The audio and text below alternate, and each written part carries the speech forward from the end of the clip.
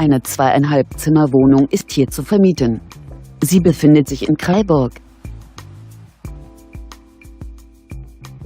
1983 wurde das Wohnhaus erbaut. Die Wohnung verfügt über eine Einbauküche.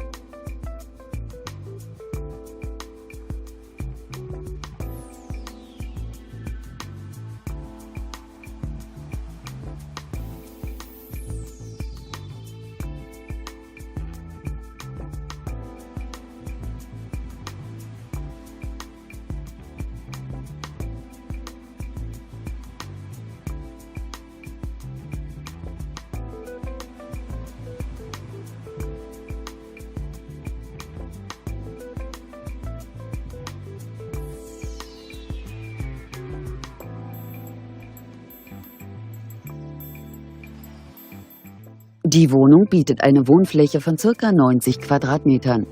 Die Kaltmiete dieser Wohnung beläuft sich auf 650 €. Für weitere Informationen stehen wir Ihnen unter eingeblendetem Kontakt gern zur Verfügung.